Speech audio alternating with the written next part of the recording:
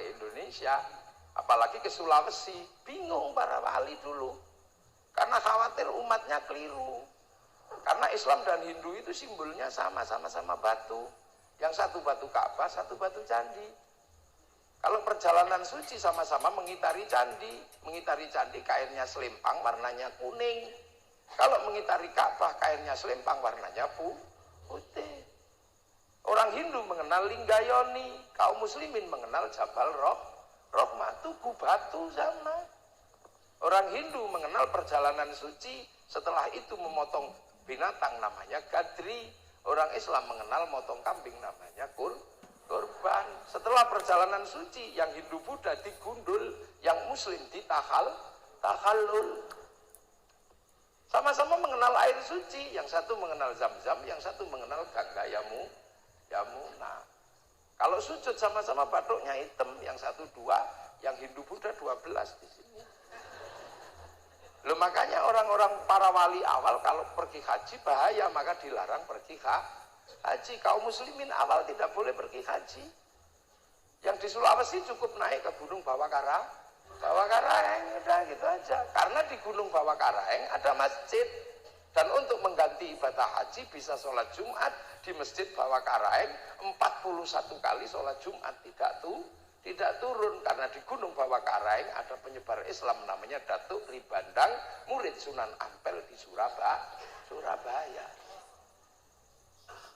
Yang di Jawa yang sholat Jumat hajinya ke Gunung Merapi 41 kali sholat Jumat di Masjid Merapi, karena di situ ada Syekh Jumadil Kubro yang kemudian pindah ke Wajo bernama Sayyid Jamaluddin Al-Husaini Al-Kabir atau Syekh Jumadil Kubro, yang kabarnya masjidnya mau dibongkar sama pemerintah. Kalau menurut saya tolong disarankan masjidnya jangan dibongkar, yang ada diperbaiki, nanti dibangun di sebelahnya masjid yang lebih bagus, karena itu adalah tanda-tanda peninggalan agar orang tahu masa lalu. Lalu itu maka Nabi Ibrahim dikenal.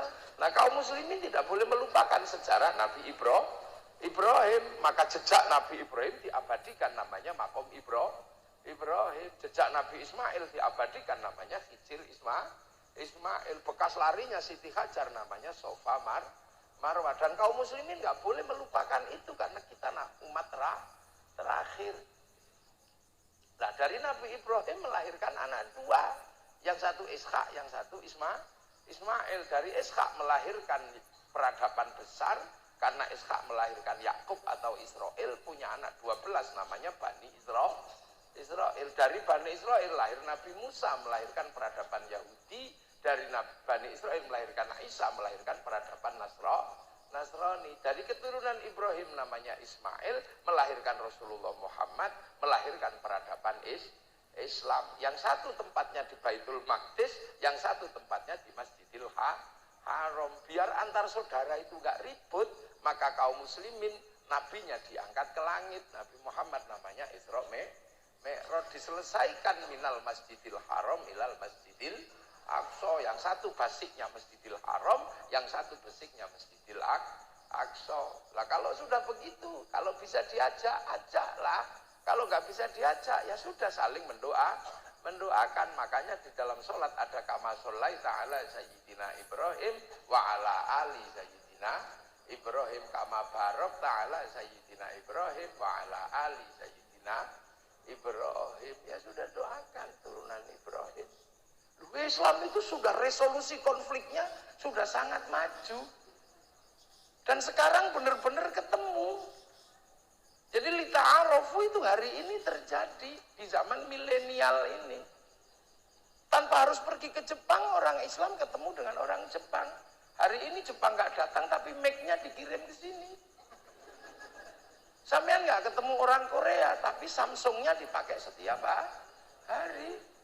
Kaum muslimin pergi haji nggak bisa meninggalkan orang Yahudi, karena yang bisa bikin pesawat orang Yahudi.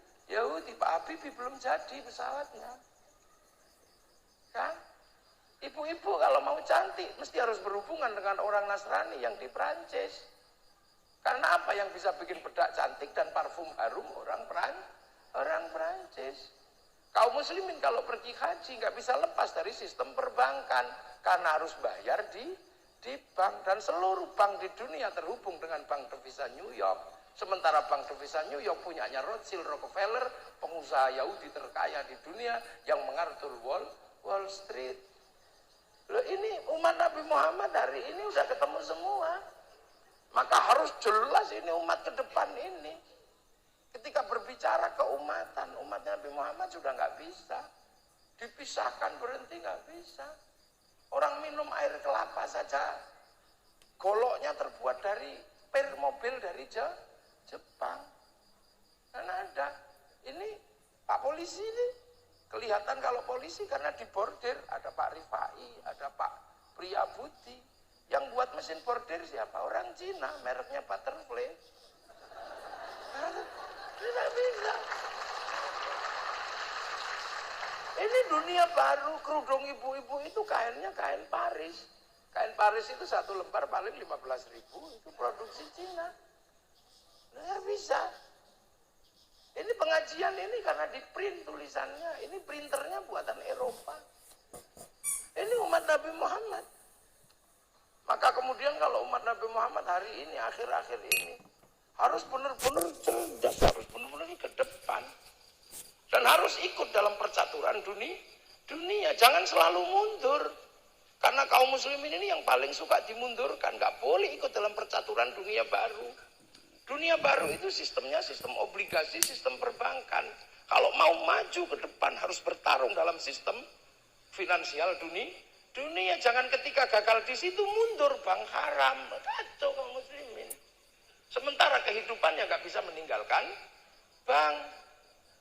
Terus bank haram karena riba, terus dia setiap hari pakai uang. Uang itu produksi bank, bukan keluaran KUD. Makanya ulama-ulama mana berbank haram, gak ada yang teriak bank haram. Kalau bank itu haram, seluruh yang haji haram semua. Karena uang haji harus pakai bank. Gak bisa lagi terus 45 juta dikasih pilot, itu Pak pilot ini ongkosku.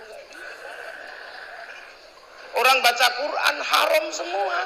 Karena seluruh percetakan Al-Quran itu utang bank dulu sebelum dibeli oleh Departemen Agama. Pembangunan ini lewat bank. Gaji dosen lewat bank. Kalau mengatakan bank itu haram, bahaya.